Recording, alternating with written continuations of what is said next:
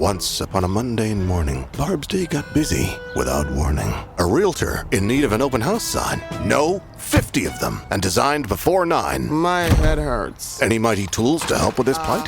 Aha! Barb made her move. She opened Canva and got in the groove. Bulk creating Canva sheets. Create 50 signs fit for suburban streets. Done in a click, all complete. Sweet! Now, imagine what your dreams can become when you put imagination to work at canva.com. What up, y'all? It's Joe Budden, here to talk about Prize Picks. Prize Picks is the best place to win real money while watching football. You can get up to 100 times your money. Prize Picks will give you $50 instantly when you play your first $5 lineup. You don't even need to win to receive the $50 bonus. It's guaranteed. Just download the Prize Picks app and use code SPOTIFY. That's code SPOTIFY on Prize Picks to get $50 instantly when you play a $5 lineup. Prize Picks. Run your game. Must be present in certain states. Visit prizepicks.com for restrictions and details. The Red Apple Media Podcast Network presents This is Protecting America. Now, here's Emmy-winning journalist Rita Cosby. And welcome to another edition of Protecting America. I'm Rita Cosby. Well, our nation and the world were shocked and horrified by the assassination of Charlie Kirk, who defended the values of faith and family. Our guest today knew Charlie well. Pastor Lucas Miles is the senior director of Turning Point USA Faith. He is also a best-selling author and the author of another big best-selling book. It is called Pagan Threat, Confronting America's Godless Uprising. And boy, it could not be more timely and more important. And the foreword of the book was written by his longtime friend, Charlie Kirk. And joining us now is Pastor Lucas Miles. Pastor, it's great to have you here. Thank you. Thanks, Rita. It's good to be with you. I wish it was under different circumstances, but important times for us to talk about. Absolutely.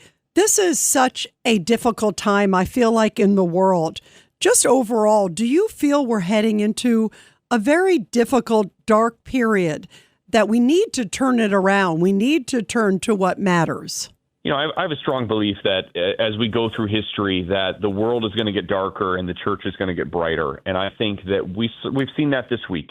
There's been mass revival. There's been, young people turning to the Lord, revivals on college campuses, church attendance doubling.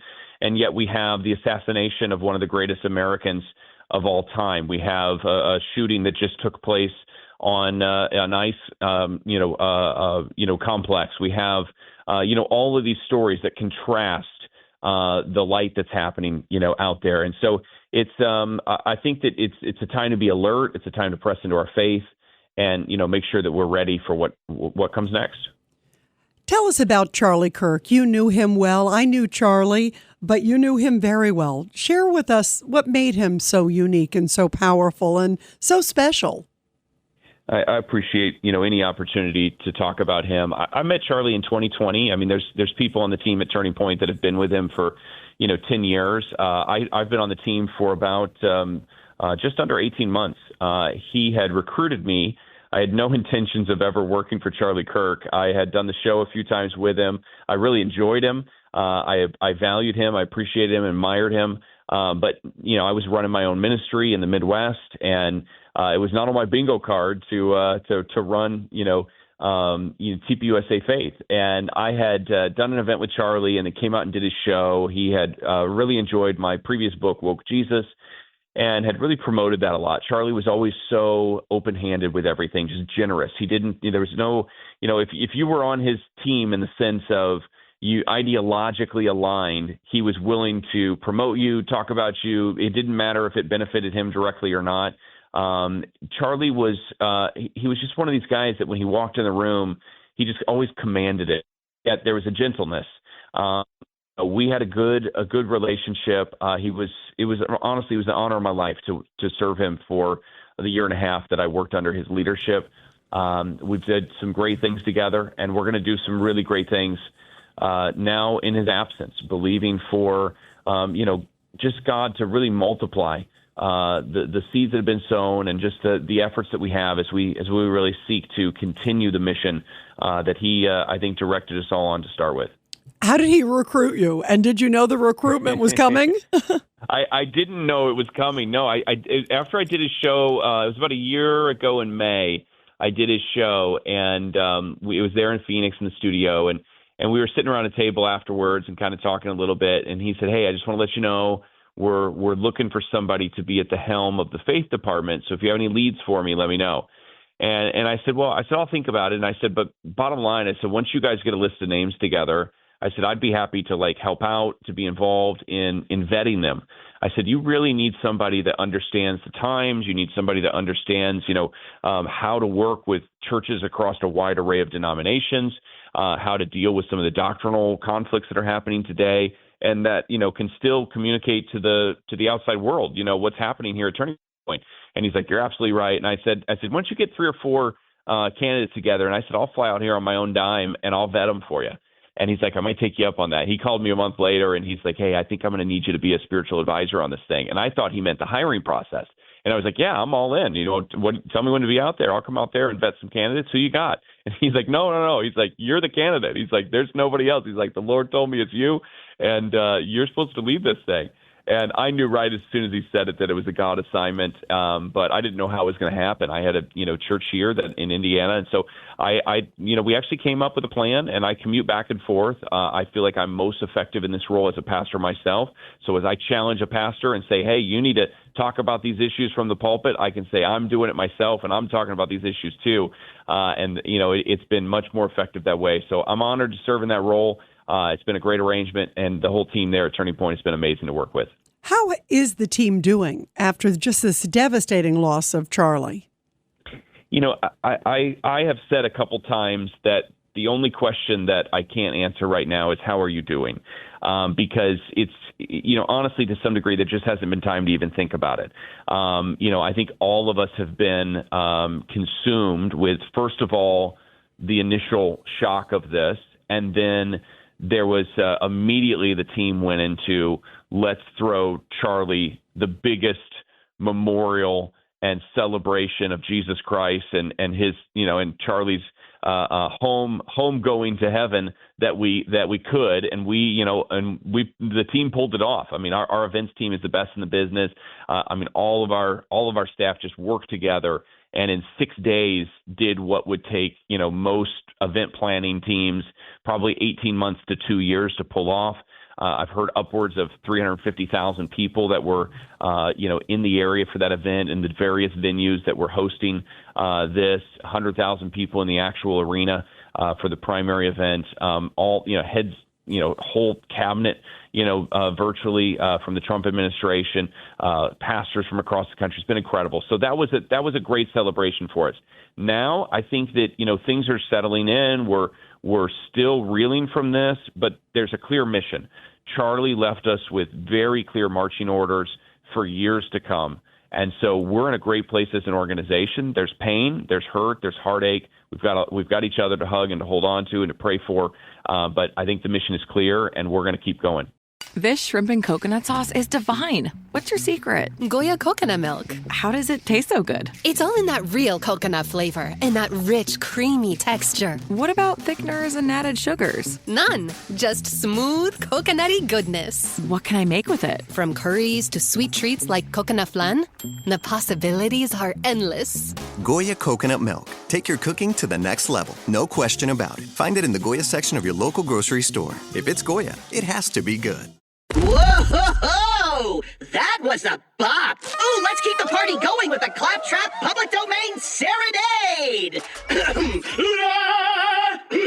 Happy birthday to you! Let's all loot and shoot!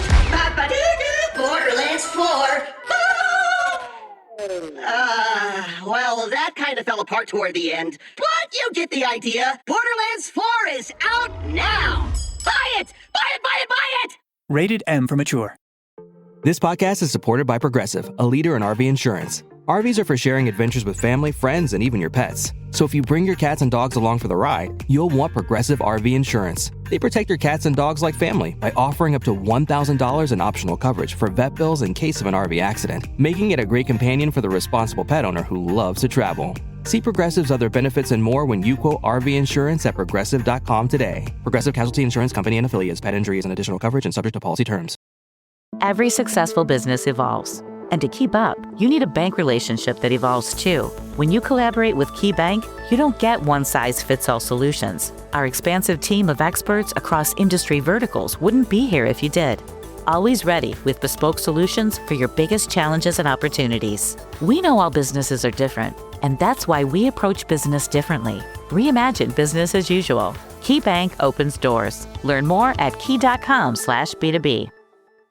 How about Erica, too? What an extraordinary woman she is. I'll tell you, Pastor, I've never met her. And so to see her there now, obviously taking the helm, and then that message of forgiveness that she exhibited during the service, that beautiful service that you talked about, that the world was watching. By the way, you left out the fact that, there were probably 300 or 350,000 people there. There were millions upon millions watching around the globe. I mean, which was so beautiful to see.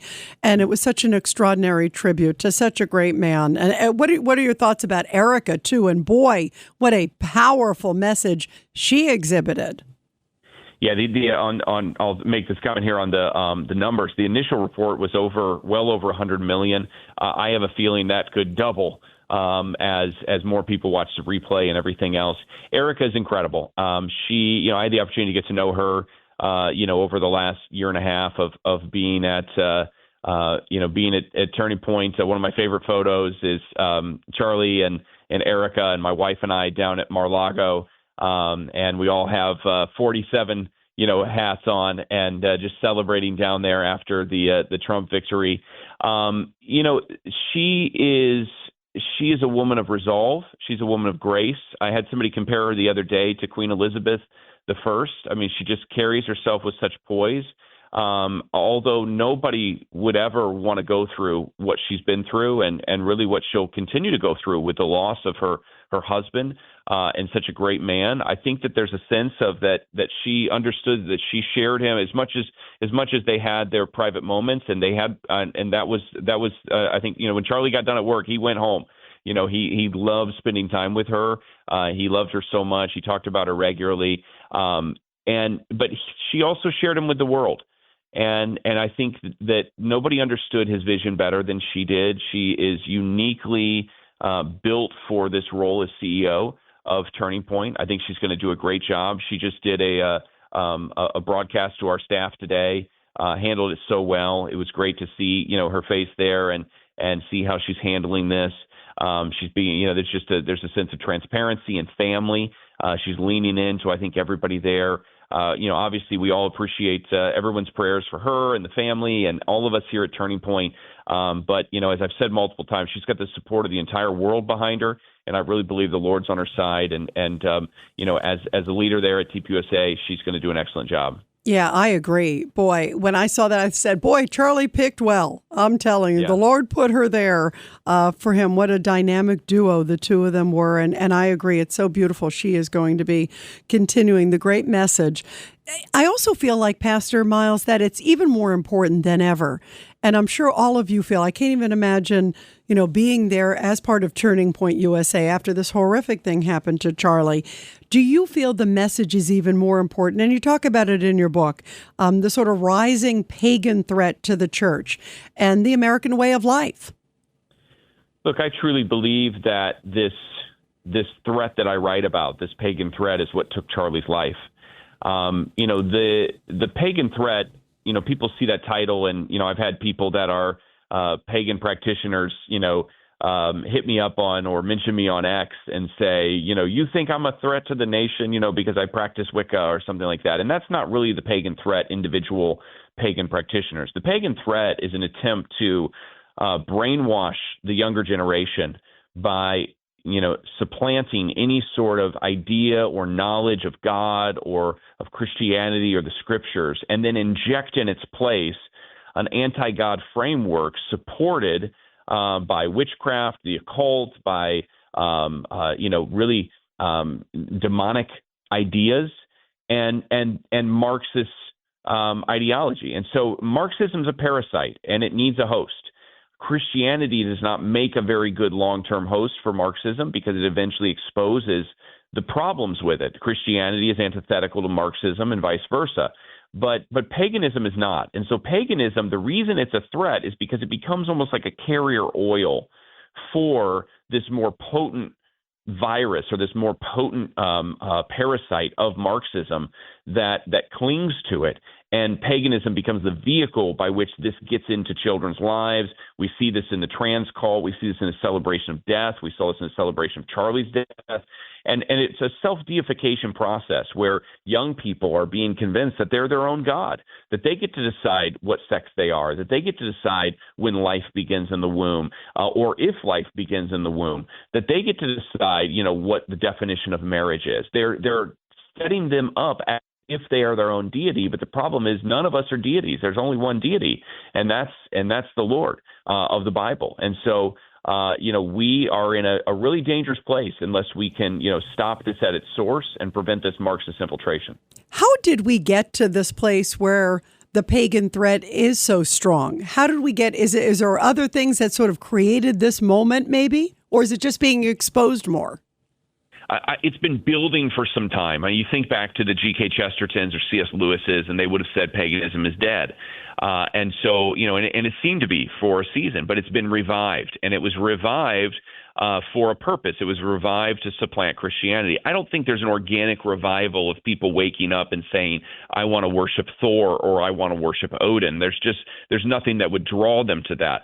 But it's being introduced through media, cartoons, network television, film, movies, pop artists. You look at the top female pop artists right now, and almost every single one of them has some tie to witchcraft or the occult. They'll claim to have an alter ego or a spirit guide that takes over when they're on stage, like Nicki Minaj, who says that there's an 8-year-old boy who died and his spirit lives on the inside of her, and his name's Roman, and he's the one that performs when she's on stage. Other artists, they claim to, carry potions in their purse or different, crystals for good energy as they're about.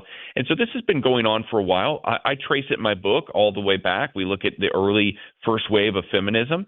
There was actually a book that was written called The Women's Bible by Elizabeth Cady Stanton, one of the earliest first wave feminists.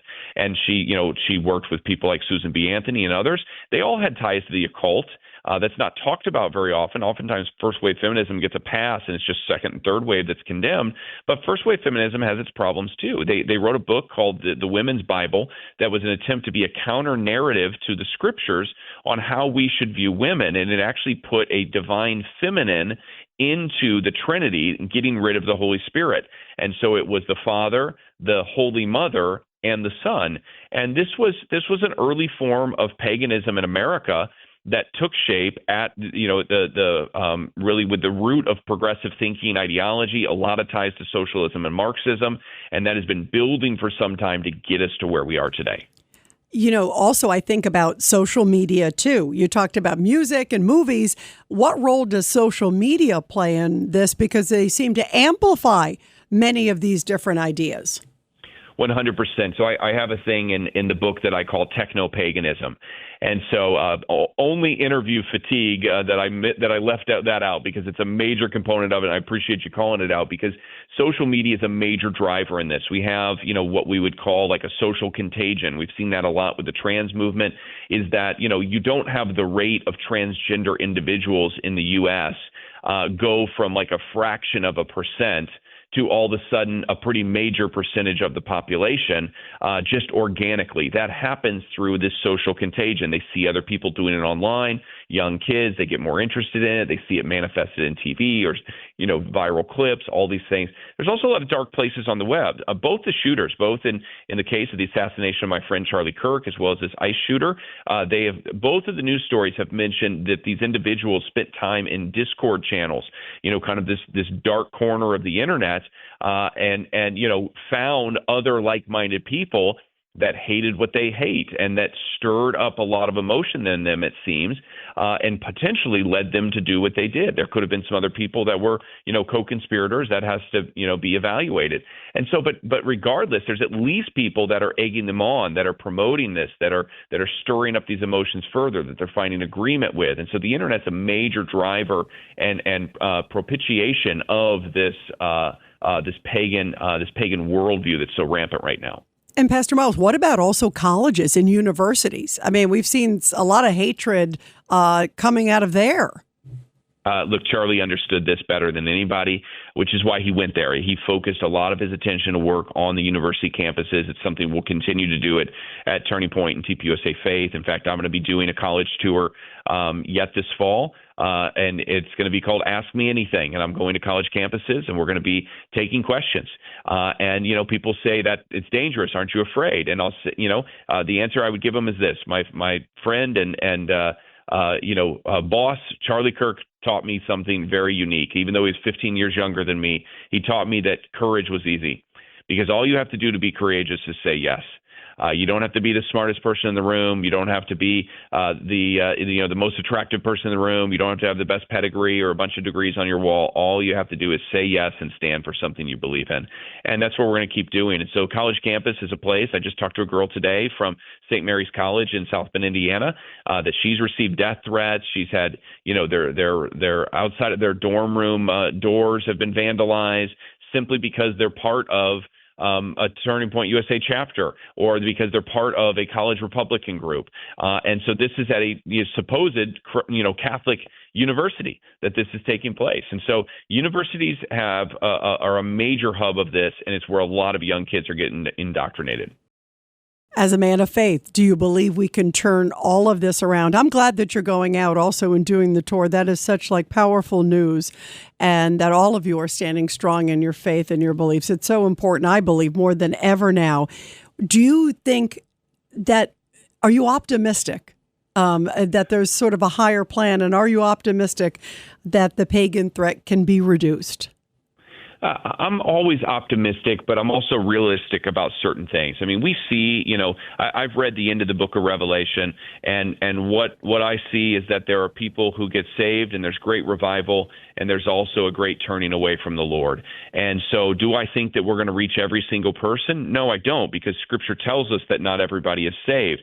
But do I think that, as Erica mentioned the other night, that we can help make heaven crowded? Yes, I do. And I think that that's why it's worth it. If we can only reach, 1 out of 100, 1 out of 1,000, 1 out of 1,000,000, it's still worth doing it, because the Lord cares about the one that's lost. And so we're going to go and we're going to find him.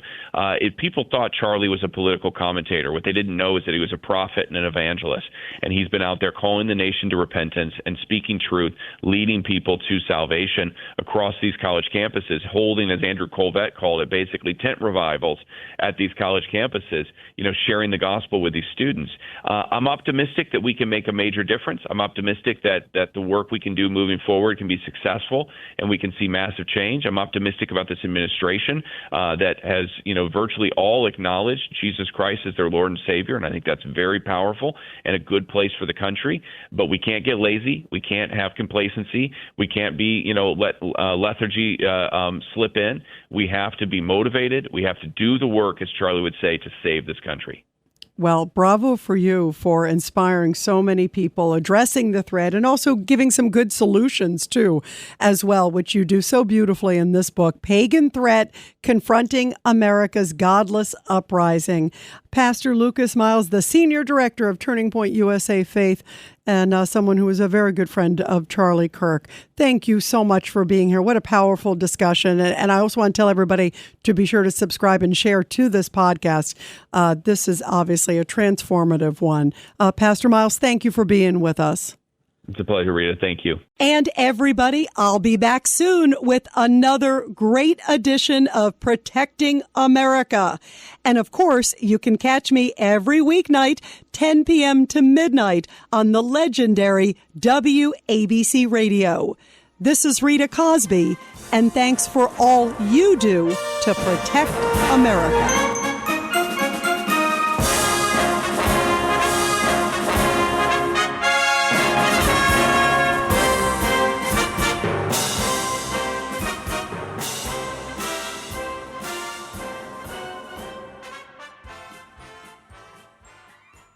This Sunday is the Tunnel to Towers Foundation Walk Run, and our team is in need of your support. Right now, every dollar counts. The WABC hosts must all rally their loyal audience to participate. Go to WABCRadio.com/walk and help your favorite hosts right here at WABC and support the Tunnel to Towers Foundation. Go to WABCRadio.com/walk. Help WABC raise money for the amazing Tunnel to Towers Foundation Walk Run. Go to WABCRadio.com/walk.